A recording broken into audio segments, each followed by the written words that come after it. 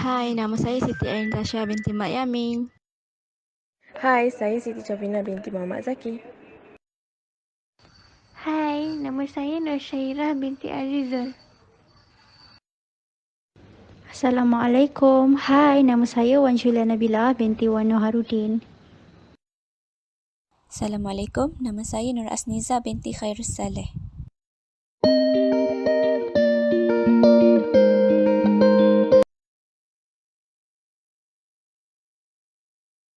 Assalamualaikum warahmatullahi wabarakatuh. Pengenalan mengenai metafizik. Dari sudut etimologi, metafizik berasal daripada bahasa Yunani. Maksud keseluruhan metafizik adalah melangkaui alam fizik, iaitu metafizik ditafsirkan sebagai satu ilmu yang membicarakan mengenai perkara-perkara yang tidak dapat dilihat dengan mata kasar.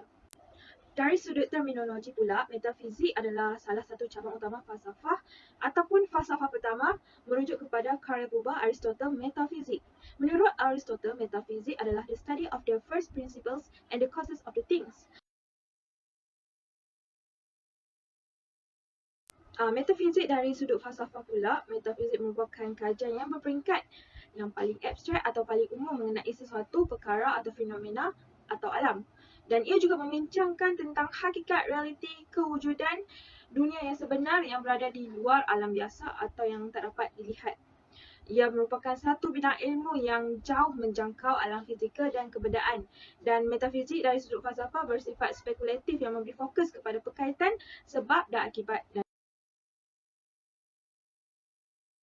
Tuhan dan sifat dan kewujudannya. Dalam agama Islam, Tuhannya adalah Allah SWT.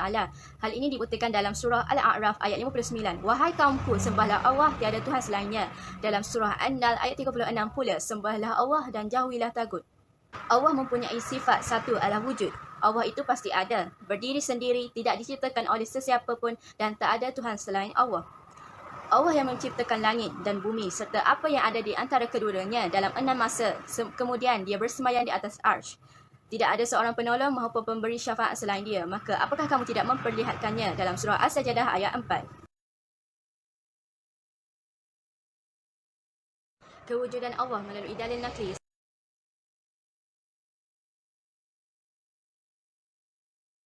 Melalui dalil akli. Dalam agama Kristian pula, Tuhan ialah bapa Tuhan. Yesus adalah jelmaan Tuhan. Buktinya adalah, inilah dia anakku yang aku cintai, kepadanya aku menyertai. Matius 3:17. Sifatnya iaitu kasih sayang. Berdoalah kepada Bapa dengan sekuat tenaga hati agar kita boleh dipenuhi dengan kasih ini. Dalam Moroni 7:48.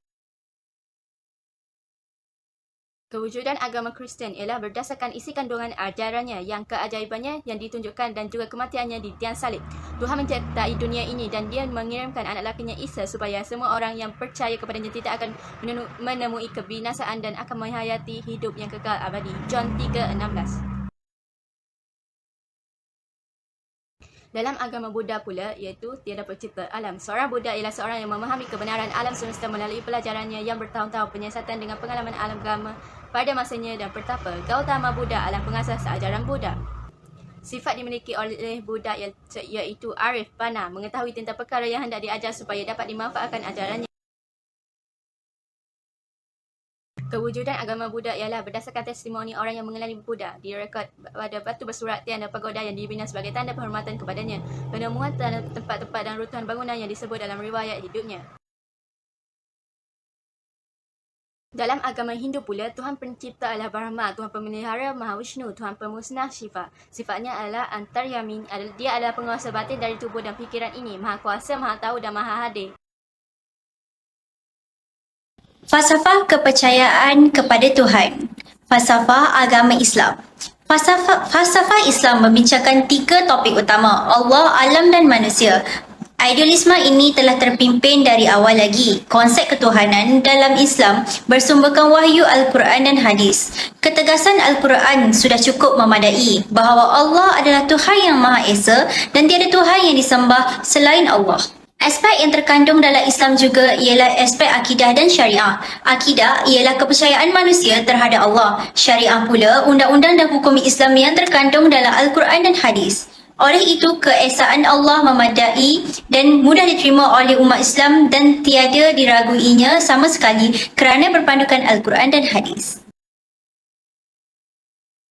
Falsafah dan kepercayaan kepada Tuhan dalam agama Kristian pula. Agama Kristian bermula kira-kira 2000 tahun dahulu di Palestin. Menurut orang Kristian, pengasasnya ialah seorang daripada keturunan Bani Israel yang bernama Yesus Kristus, iaitu Nabi Isa. Agama Kristian juga ialah sebuah agama monotesis yang berdasarkan kehidupan dan ajaran Yesus Kristus. Ajaran agama Kristian ini menekankan unsur-unsur kasih sayang dan pengampunan antara manusia. Ajaran agama Kristian percaya bahawa pengikut-pengikutnya yang mengamalkan ajaran ini akan menikmati kesempurnaan hidup di akhirat. Ajaran Nabi Isa terkandung dalam kitab suci Kristian yang dipanggil Kitab Injil atau Bible. Kepercayaan kepada Tuhan agama Hindu. Agama ini merupakan campuran kebudayaan dan kepercayaan orang Aryan dan orang Dravida. Bahasa Sanskrit dan bahasa Tamil memainkan peranan utama dalam perkembangan agama Hindu. Agama Hindu berkembang daripada falsafah orang India. Oleh itu, Hinduisme lebih berbentuk cara kehidupan daripada agama. Agama Hindu tidak mempunyai pengasas dan tidak mempunyai sebuah kitab suci. Ia mengandungi nyanyian dewa dan mengajar tentang cara-cara kebahagiaan dan ketinggian hidup manusia. Berdasarkan kepercayaan itu, terdapat dua mazhab terpenting dalam agama Hindu, iaitu mazhab Saivisma dan mazhab Vaishnavisma. Orang Hindu juga percaya kepada hukum karma dan kelahiran semula dan percaya bahawa roh seseorang tidak akan mati bersama jasadnya dan akan masuk ke jasad yang lain dan dilahirkan semula untuk memulakan hidup yang baru. Falsafah kepercayaan kepada Tuhan dalam agama Buddha. Ajaran-ajaran Buddha dijadikan sebagai agama dan dibukukan dalam bahasa Pali oleh pengikut-pengikutnya yang setia. Menurut agama Buddha juga, 4 kebenaran mulia yang didapati di bawah pokok Bu menjadi asas agama Buddha. 4 kebenaran mulia ini merangkumi, hidup ini penuh dengan kesengsaraan dan penderitaan. Manusia menderita kerana nafsu untuk memperoleh kejayaan dan keseronokan untuk keselesaan hidup. Manusia patut menghapuskan nafsunya untuk melepaskan diri daripada kesengsaraan. Dan keempat, cara menghapuskan kesengsaraan dan mengatasi nafsu ialah dengan mengikut jalan 8 lapis. Agama Buddha juga menerima beberapa kepercayaan seperti nirvana, kelahiran semula dan karma daripada agama Hindu. Ajaran asal agama Buddha dipanggil Hinayana dan diubah menjadi Mahayana. Matlamat Buddha ialah pencapaian nirvana, iaitu tahap kebahagiaan yang kekal dan tidak dilahirkan semula selepas beberapa kelahiran. Untuk kali ini, saya akan berkongsi mengenai konsep tisma dan etisma. Pertama sekali, saya akan menerangkan bagi konsep tisma. Apa itu tisma? Tisma ini berasal dari perkataan Yunani iaitu theos dan theoi yang bermaksud Tuhan. Menurut istilah pula, tisma ini merupakan aliran kepercayaan di mana manusia mempercayai bahawa Tuhanlah yang menciptakan, memelihara serta memberi kemudahan kepada makhluk-makhluknya. Dalam erti kata lain, tisma adalah merujuk kepercayaan kepada satu Tuhan. Mengikut pandangan agama Islam telah dijelaskan oleh Imam Al-Ghazali di mana Allah adalah Zat yang Maha Esa. Ia bermaksud di sini Allah yang merupakan pencipta alam pada masa yang sama berperanan dalam mengatur alam ini. Dalam agama Islam juga menyatakan bahawa mukjizat adalah suatu kejadian semula jadi kerana Allah yang berkuasa mutlak mampu mengubah semua ciptaannya mengikut kehendak mutlaknya. Perkara ini juga dapat dilihat melalui isi kandungan dalam surah Al-A'raf ayat 54 dan juga surah Al-Ikhlas ayat 1. Jom kita dengarkan bacaan ayat Al-Quran bagi kedua-dua surah ini. Inna rabbakumullahu alladhi khalaqas samawati wal arda fi 6 ayyamin thumma istawa 'alal 'arsy. ثم استوى على العرش يغشي الليل النهار يطلبه حثيثا والشمس والقمر والنجوم مسخرات بأمره ألا له الخلق والأمر تبارك الله رب العالمين بسم الله الرحمن الرحيم قل هو الله أحد. Sadaqallahul Azim. Menurut pandangan agama Islam, dalam surah Al-A'raf ayat 54 ini telah membuktikan bahawa Allah yang menciptakan langit dan bumi dan menjadikan kejadian siang dan malam mengikut kehendaknya kerana Allah berkuasa mutlak. Manakala dalam surah Al-Ikhlas ayat 1 pula menunjukkan bahawa Allah adalah yang Maha Esa dan tiada Tuhan selain Allah.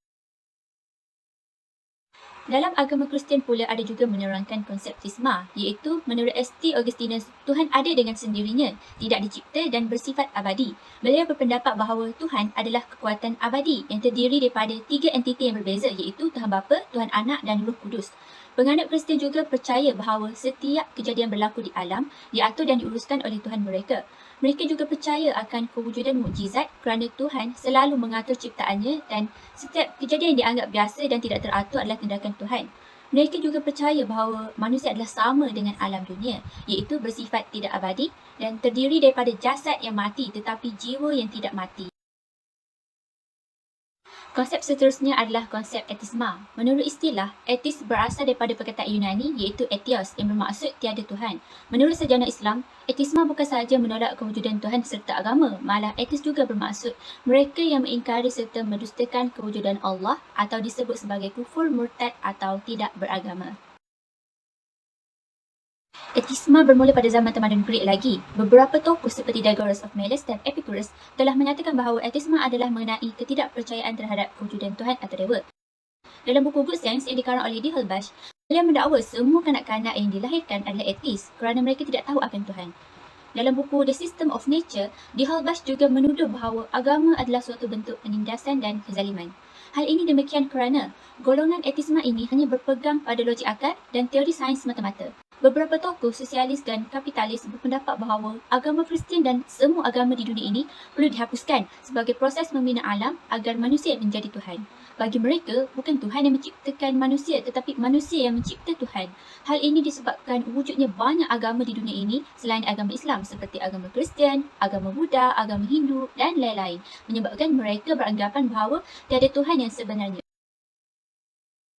Seterusnya, konsep agnosticisme. Agnosticisme berasal daripada bahasa Yunani dari agnostos, tidak dapat diketahui, yang bermaksud bahawa manusia tidak dapat mengetahui tentang kewujudan apa-apa di luar fenomena pengalaman mereka sendiri.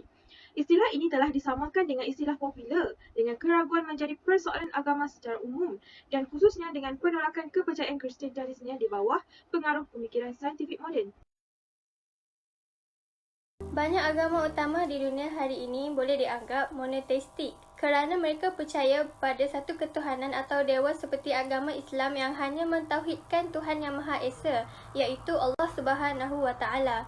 Tuhan itu adalah satu, yakni tunggal dan berkuasa penuh atas segala sesuatu serta tidak memerlukan sesuatu yang lain sebagai pembantu atau penolong yang konon mungkin mempunyai kuasa yang mirip atau hampir sepertinya.